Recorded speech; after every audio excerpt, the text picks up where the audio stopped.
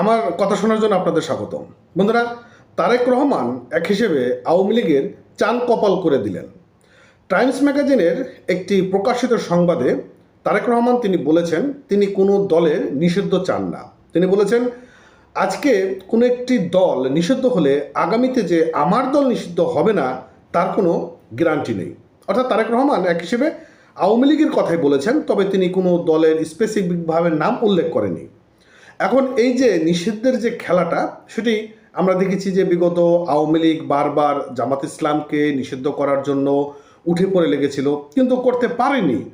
কোটা আন্দোলনের শেষ মুহূর্তে এসে তারা নিষিদ্ধ করার একটি গেজেট প্রকাশ করে ফেলেছিল, বাট স্বয়ংসম্পূর্ণভাবে কাজটা করে যেতে পারেনি।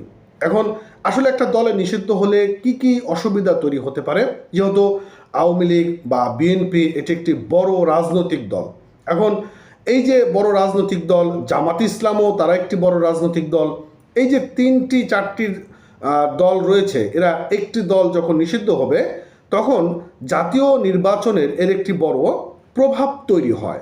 আমরা বিগত আওয়ামী লীগের সময় দেখেছি যে আওয়ামী লীগ এককভাবে নির্বাচন করেছেন, তার এক কথায় শেষ কথা। এই যে একটি ফ্যাসিবাদী কায়েম তিনি তৈরি করে একটা দেশের মধ্যে একটা বিশৃঙ্খলাতে তৈরি করে থুয়ে গেলেন, সেটি কিন্তু এখন ভার বহন করতে হবে শুধু সাধারণ জনগণ বা আওয়ামী লীগকে না, এর ভার বহন করতে হবে দেশের বড় বড় রাজনৈতিক দলগুলোকেও।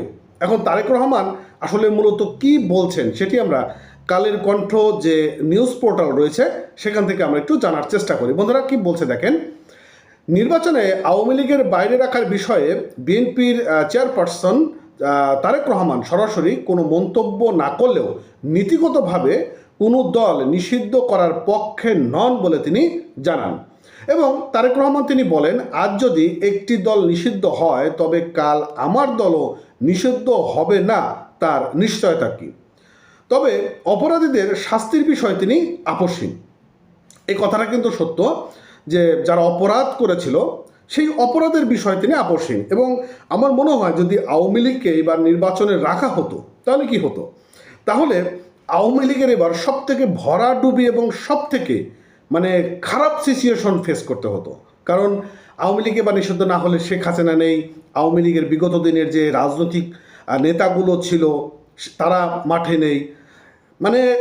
ইচ্ছা থাকলেও নির্বাচনে আওয়ামী লীগ কি অংশগ্রহণ করতে পারতো না, আন্তর্জাতিকভাবে এই নির্বাচনটাকে একটা সুস্থ বা বৈধ নির্বাচন হিসেবে উল্লেখ করতে পারতো। কিন্তু যখনই আওয়ামী লীগ এখন নিষিদ্ধ অবস্থার মধ্যে রয়েছে, কার্যক্রম নিষিদ্ধ অবস্থা রয়েছে, তার আওয়ামী লীগ ছাড়া একটা বড় অংশকে ছাড়া যখন নির্বাচন হবে তখন প্রশ্নবিদ্ধ তৈরি হবে। টাইম ম্যাগাজিনের অনলাইন সংস্কার বুধবার প্রকাশিত এক সাক্ষাৎকারে এইসব কথা বলেছেন তিনি। আর এই সাক্ষাৎকারে তিনি তার ভবিষ্যৎ পরিকল্পনা ও দেশের সংকটগুলো নিয়ে কথা বলেছেন। তারেক রহমান বলেন যে ভূগর্ভস্থ পানি স্তর রাখায় 12,000 মাইল খনন করতে চায়, এছাড়া আরও এক্সেপ্ট অনেক কথাগুলো তিনি বলেছেন।